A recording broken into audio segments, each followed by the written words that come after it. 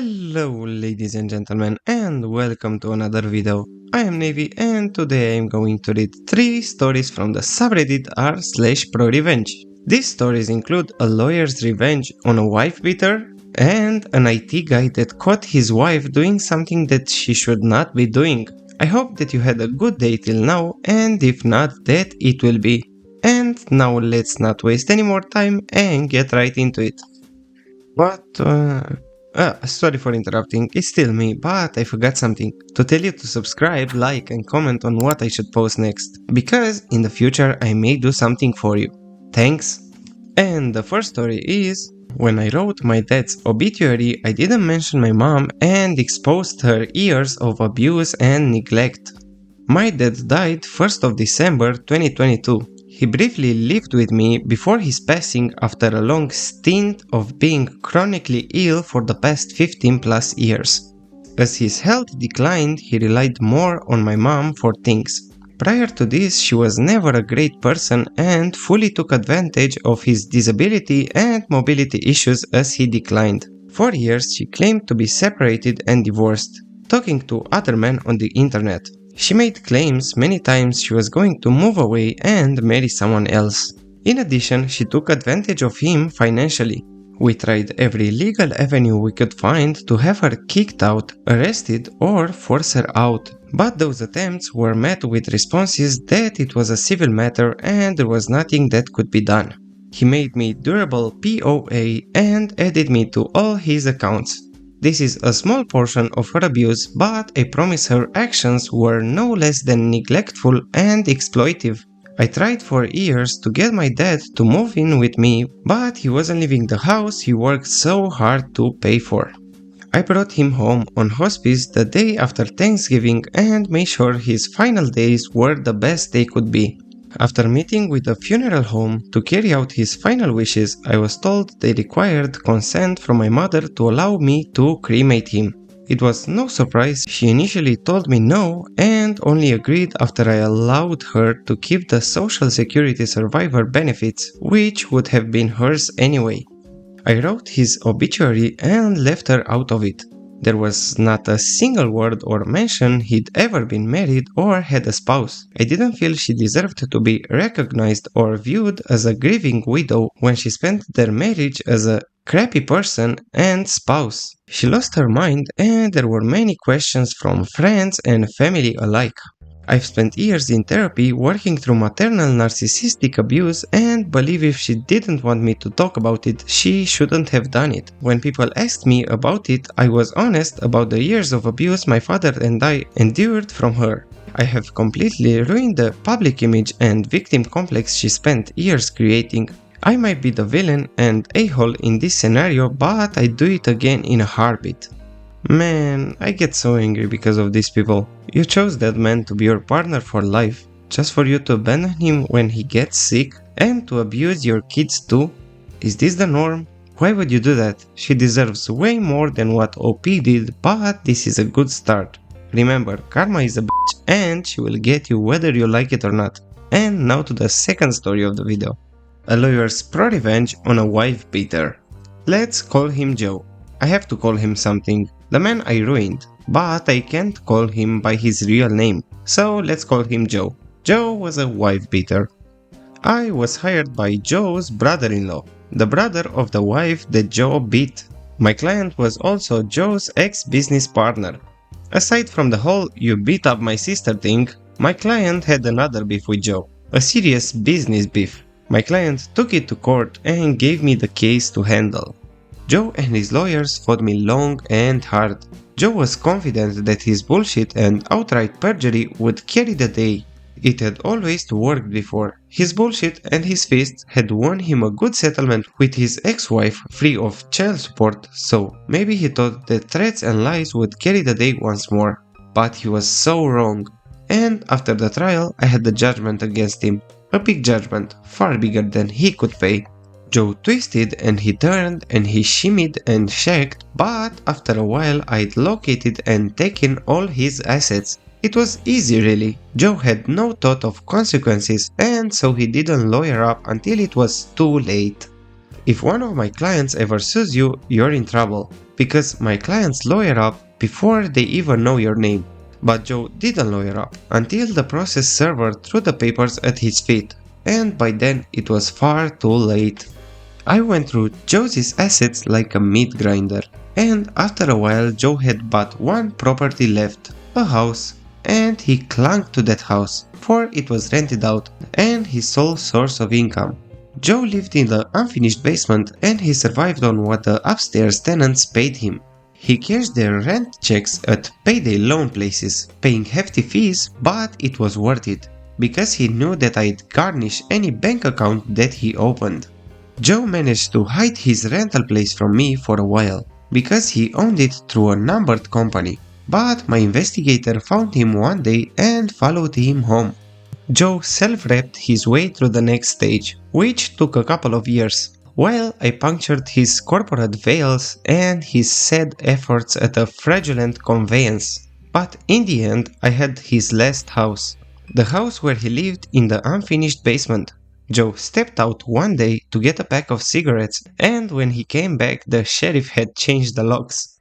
"Can my client at least live in the basement?" Joe's lawyer said to me, pro bono, because by this point, Joe had nothing to pay lawyers. I knew the pro bono guy. He practiced law nearby. As I was talking to him, I could see pro bono's guy's office window across the parking lot from my office tower window. "Ask the purchaser," I said. "It's out of my hands."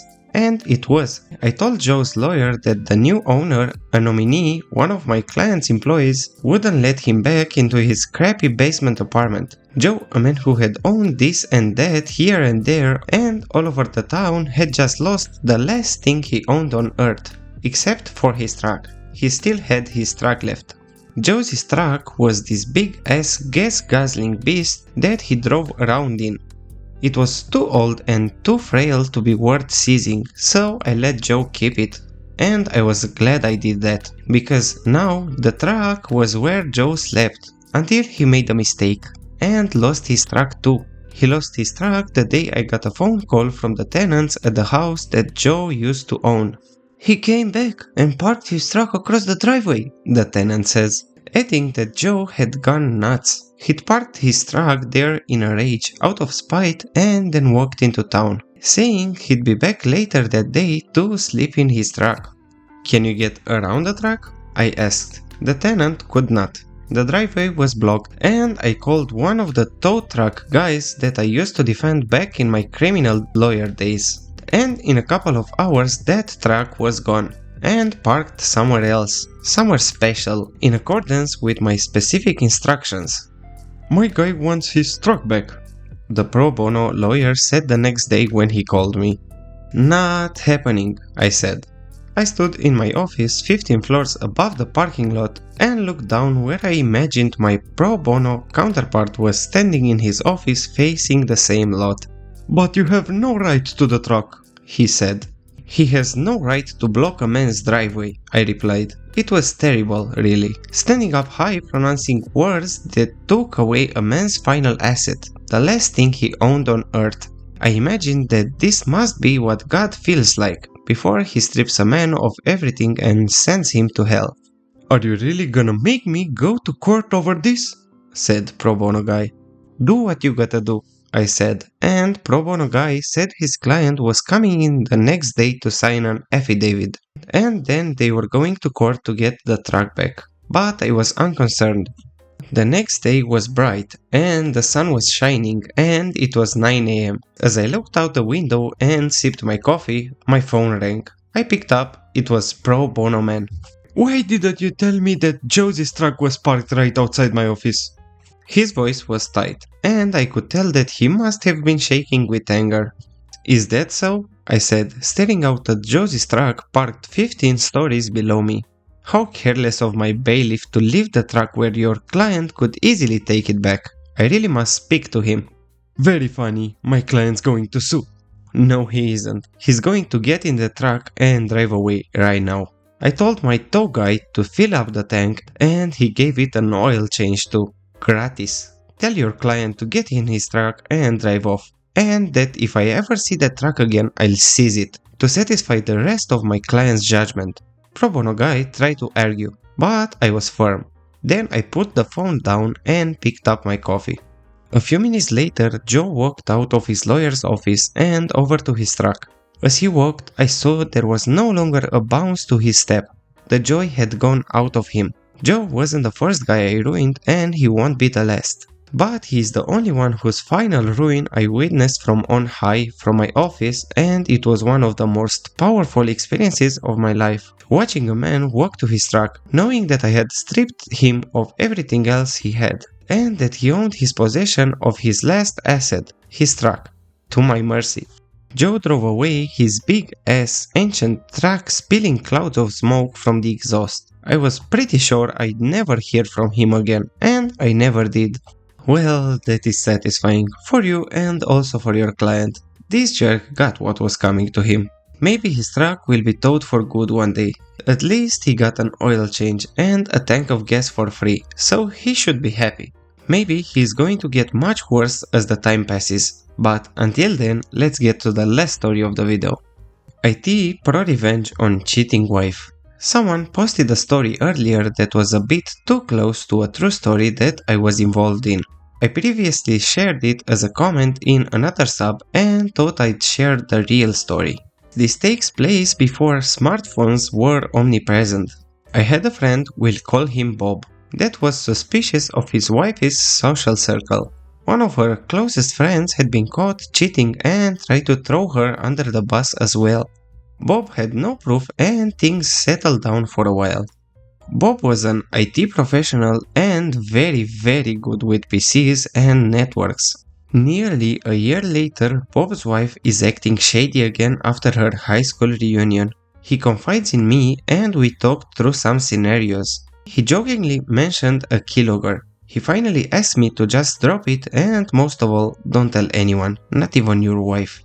A couple months pass and I'm up early, 5:30 to 6, getting ready for work. I get a Facebook Messenger notification and see that I've been sent a link from Bob. But it's a group chat. It's literally everyone we know. Her family, his family, our friends, strangers, everyone.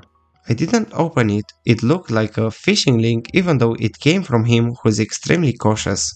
A short while later, I get an email from Bob with some unsavory comments and the same link. It's a group email with the recipients open copied. His wife's work, her family, her friends, his family, and other people I didn't know. I knew it was legitimate now, so I opened it. The link was to a hasty made website containing pictures and videos of his wife and another man. This wasn't hidden camera footage, it was screenshots including video screen captures, weeks worth of screenshots. He had captioned each item with snarky comments and colorful names for his wife and her lover. It was an embarrassing amount of evidence. Videos of her pleasuring herself with her lover. Chat logs about how they can't wait to again solo pleasuring videos of her and him. Tons of pictures and the straw that broke the camel's back. Trash talking her husband to her lover. Comments about how much bigger and better he was. Her efforts to stroke her lover's ego were especially hurtful. I dropped what I was doing and called him. He was drunk and combative. He had been up all night making the website and drowning in liquor. Not one good word to say about women in general. He was extremely emotional, but after some work I had convinced him to take the website down before it does irreparable damage to his marriage, their careers and his children. As he's sobbing and logging in to remove the website, I hear loud yelling as she bursts into the room. A screaming match ensues and there's nothing I can do to pull him back. Apparently, her mother or sister saw the page, blew up her phone until she woke up and answered. She saw the website and went on the offensive. The phone call drops after 30 seconds of her screaming while Bob is calling her and I can't contact him again. The website was still up for the rest of the day and he was kind enough to put a view counter on it. Hundreds of people watched her pleasuring herself with a married former classmate. Bob had done his homework. He installed a keylogger that records the whole screen. When he was out, she would log in into the PC and or Facebook and play with her boyfriend. Bob had found her lover, his family, his wife's family, his job, etc. All these people were included in the Facebook and email group. I do not know what became of her lover and his marriage, but I do know what happened to Bob's life. His wife was desperate to make amends. She tried and offered everything. In the end, it was her comments about her lover and his prowess that were her undoing. Bob tried to take her back even after all his friends and family had seen her naked and cheating. But he couldn't get over the comments about his manhood. Bob eventually left her, gained about 100 pounds and then finally moved as far away as possible and became a horrible human being. I have no idea what he's doing now as he went scorched earth with most friendships and his family. She's gross and has a face shaped like a bowling ball now. Line forms at the rear. Man, that is one way to catch your wife doing naked dancing with her lover. Not nice what happened to your friend, but at least he caught on and found a way to destroy her. Again, as the first story, why would you get married if you are going to be doing stuff like this? Doesn't make any sense. Yeah, and this is the end of the video. Thanks for watching and do not forget to have a good morning, evening or night depending on where you are. Bye.